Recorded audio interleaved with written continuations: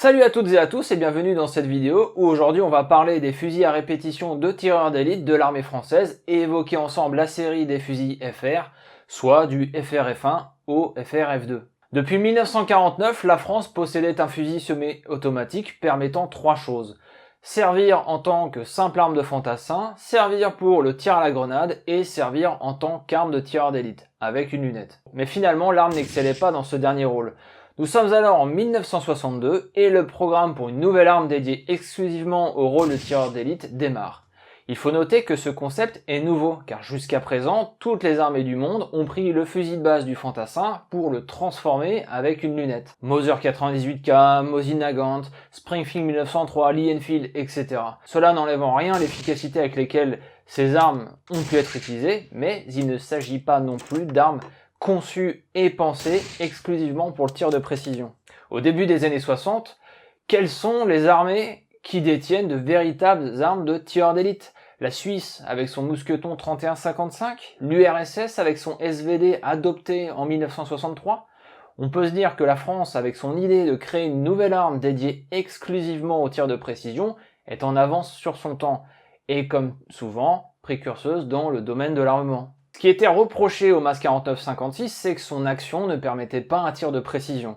Comme je l'ai indiqué dans ma vidéo sur le MAS 49, celui-ci fonctionne par induction des gaz, et son système de culasse mobile n'est pas le meilleur pour une arme de précision. En soi, c'est pas un vrai reproche fait au MAS 49, puisque celui-ci devait servir à la base comme arme de fantassin, et ce système d'induction des gaz fonctionne très bien. Mais en réalité, lorsqu'une cartouche est chambrée avec le système du MAS 49, la cartouche n'est pas positionnée de la même manière à chaque introduction.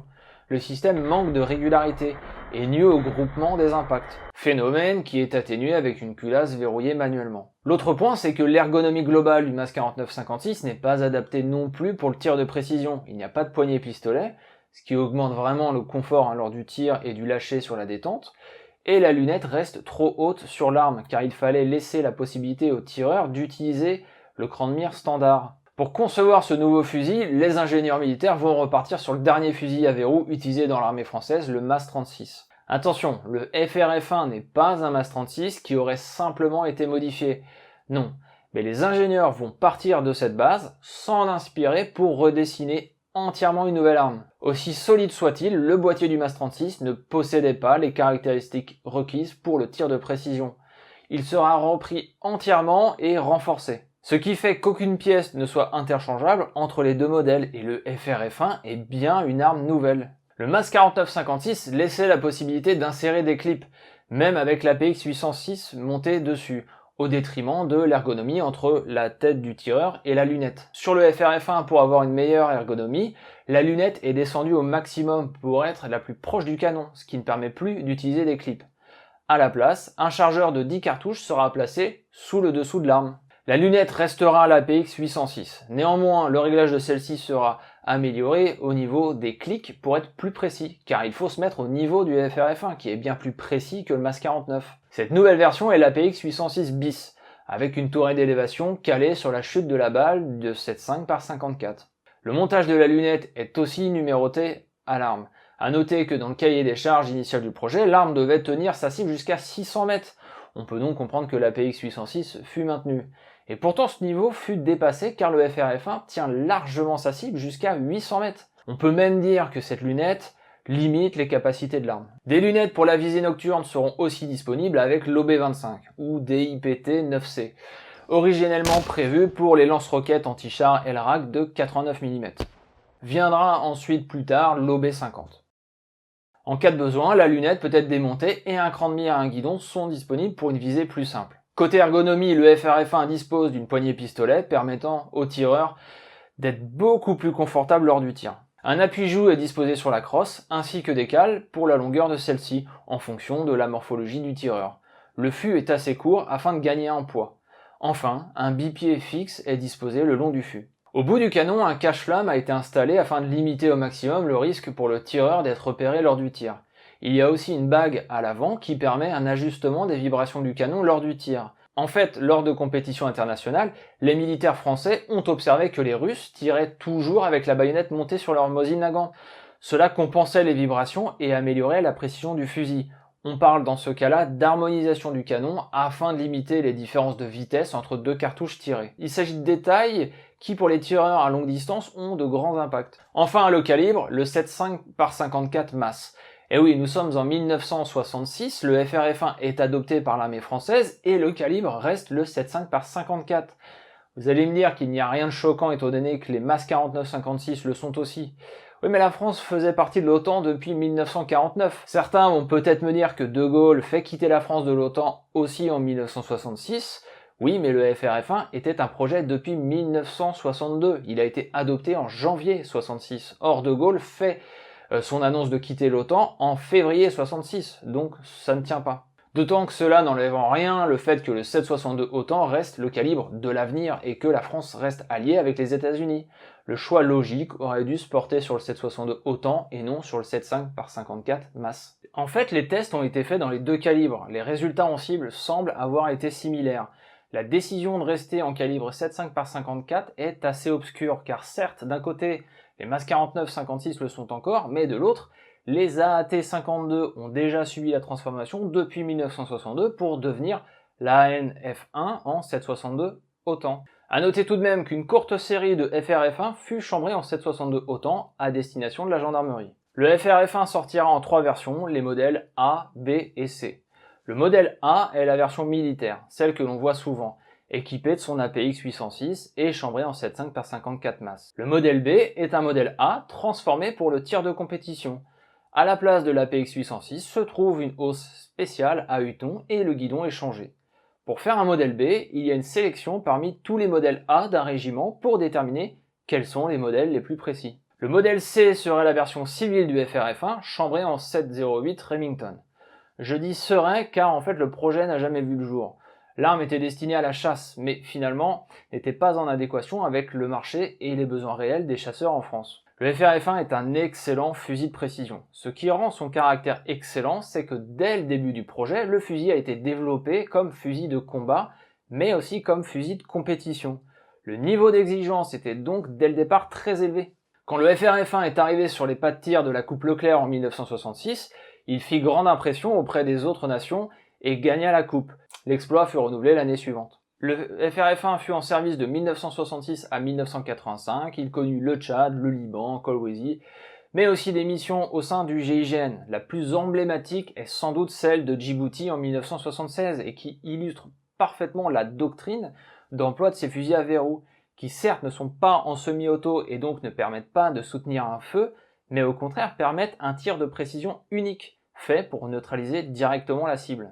L'histoire, c'est que le 3 février 1976 à Djibouti, un groupe de terroristes détourne un bus de ramassage scolaire avec 31 enfants à bord.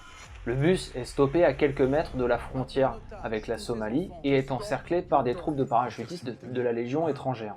Le président de la République, Valéry Giscard d'Estaing, envoie sur place des tireurs d'élite du GIGN qui était alors un groupe inconnu. Les négociations ne donneront rien et les tireurs d'élite vont effectuer un tir simultané, éliminant 5 terroristes en même temps. Ce type de tir simultané est devenu une des marques de fabrique du GIGN. Pour en savoir plus sur cette action incroyable du GIGN, je vous recommande le film L'Intervention.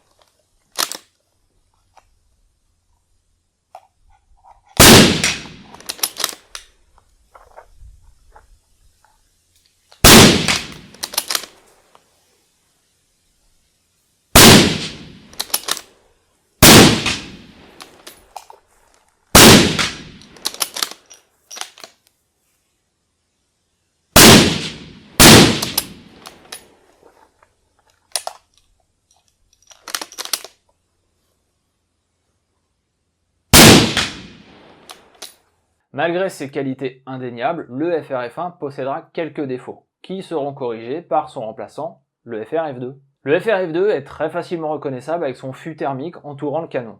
Autre point notable, c'est son calibre, le 7,62 autant. Si le FR-F1 avait fait l'impasse dans les années 60 en restant en 7,5 par 54 masses, il devenait de plus en plus difficile pour l'armée française de conserver ce calibre. L'AN-F1 était en 7,62 autant, et le FAMAS, nouvelle arrivée depuis 1977, était lui aussi dans un calibre de l'OTAN, le 7,5 par 56.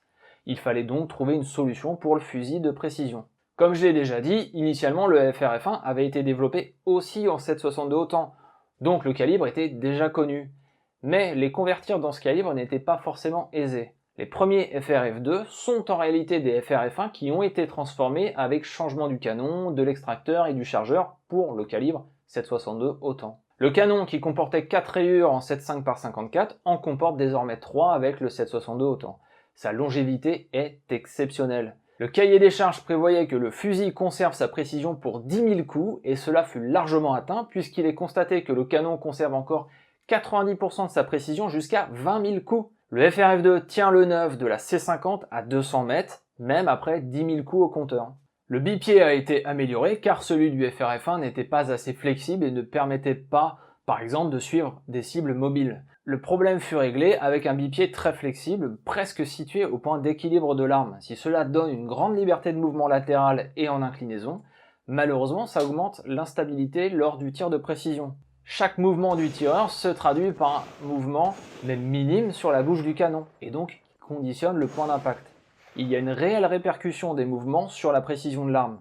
Il est d'ailleurs commun pour le tir au FR-F2 de tourner volontairement le bipied pour le mettre en butée latérale et ainsi éliminer un degré de rotation libre et améliorer la stabilité. Le fût thermique entourant le canon a plusieurs fonctions. Il s'agit en réalité d'un manchon anticalorique qui permet de diminuer l'effet de mirage que pouvait provoquer la chauffe du canon lorsque le tireur utilisait la lunette. Il faut savoir que le canon du FR-F1 et du FR-F2 est relativement mince, ce qui fait gagner en poids mais chauffe rapidement. En soi, ça correspond avec l'idée d'un tir unique de précision touchant parfaitement sa cible. Mais en cas de tir soutenu en utilisant les 10 cartouches du chargeur, le canon chauffe très rapidement. Le problème de mirage était aussi très embêtant pour les lunettes nocturnes, car au bout de 2 ou 3 cartouches, elles devenaient difficilement utilisables. Le manchon thermique permet donc de réduire cela. À noter aussi qu'une bande antidérapante est présente sur la partie inférieure du fût, au cas où le bipied devient inutilisable selon les conditions du terrain. D'ailleurs, cette bande a sa forme calée sur un appui trépied type bench rest. Un autre point qui est soulevé concernant le manchon thermique, c'est qu'en diminuant la diffusion de la chaleur, cela réduit aussi la signature thermique du tireur sur des caméras thermiques et donc réduit la détection.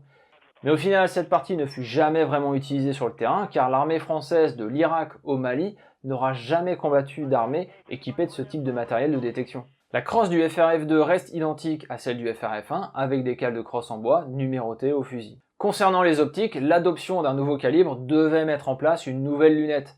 Dans un premier temps, les APX 806 bis furent utilisées, cette fois-ci appelée APX 806-04 et réglée spécialement pour le 7,62 autant. À partir de 1995, c'est la lunette française Scrom J8 8x40 qui devient la lunette réglementaire sur le FR-F2. Bien entendu, ce dernier dispose désormais de montages au standard NATO qui permettent de poser d'autres lunettes. Le réticule de la Scrom J8 présente quelques détails intéressants. Comme toute bonne lunette militaire, il possède un BDC, qui indique le point d'impact en fonction de la distance pour la cartouche de 308. Il y a aussi plusieurs dispositifs pour estimer la distance de l'objet visé.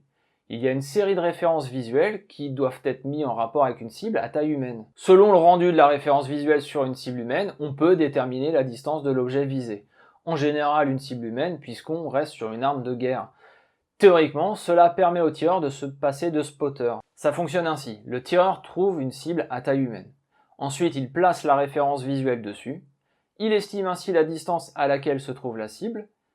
Il vise ensuite la cible avec la gradation du réticule correspondante à cette distance. On trouvera aussi tout un tas d'autres lunettes utilisées selon les différents corps d'armée. Je vous mets une liste à l'écran pour que vous voyez un peu les différents modèles. Toutes ces lunettes ne sont bien sûr que pour le tir de jour, mais rassurez-vous, pour la lunette de tir de nuit, on reste sur l'OB50. Le FR-F2 fut en activité à partir de 1985 et commença à être remplacé vers 2018 par une nouvelle arme en semi-auto, le HK417, puis le FN SCAR HSSR.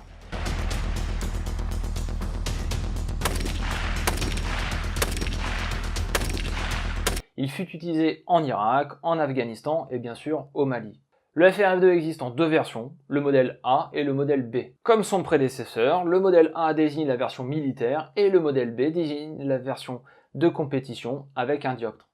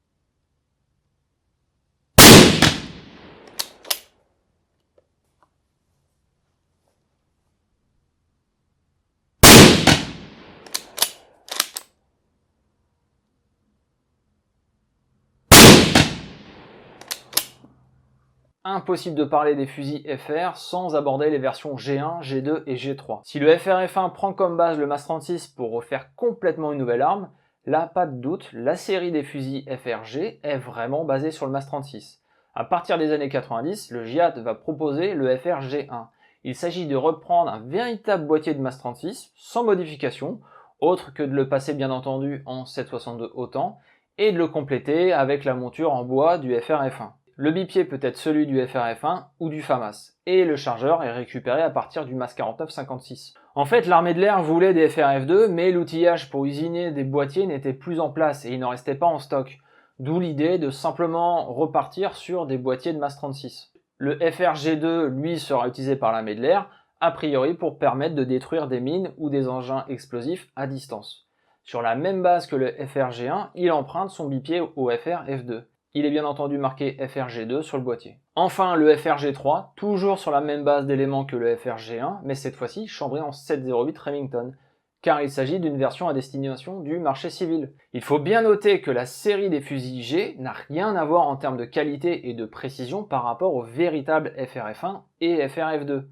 Si le FR-F1 a été complètement repensé à partir du système du MAS 36 pour aboutir, après des années de tests, à une arme tout simplement excellente, la série G n'arrive simplement pas à la hauteur de l'arme dont elle s'inspire. Bien sûr, il s'agit d'une arme d'un bon niveau, mais qui n'arrive pas à celui du F1 ou F2. Pour résumer un petit peu tout ça, nous avons donc le FR-F1, développé à partir de 1962 et adopté en 1966, qui sera décliné en trois versions. A, la militaire avec APX 806, B, le modèle de compétition militaire avec dioptre, et C, la version civile en 708 Remington. Puis en 1985 arrive le FR-F2 en 762 autant, décliné en deux versions. A, le modèle militaire avec APX 806 puis Scrom J8. B, le modèle de compétition avec dioptre. En 1995 sont créés à partir de boîtiers de MAS 36 la série FRG, à savoir le FRG1 en 762 autant, le FRG2 pour l'armée de l'air, le FRG3 version civile en 7.08 Remington. Ce que je peux en dire après avoir pu tirer une vingtaine de cartouches avec ce FRF2, j'ai été très surpris de ce que j'arrivais à faire avec ce fusil. Si j'arrive à me débrouiller avec une arme de poing car je tire souvent avec, je peux pas dire la même chose avec une arme d'épaule.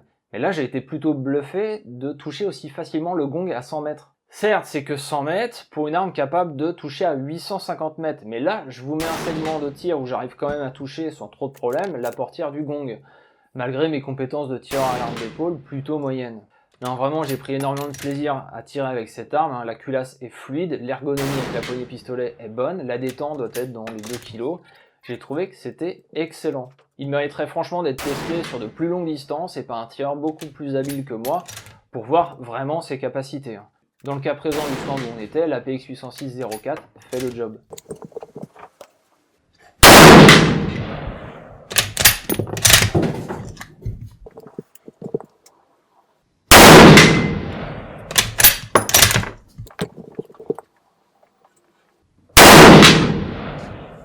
Ah, je pense.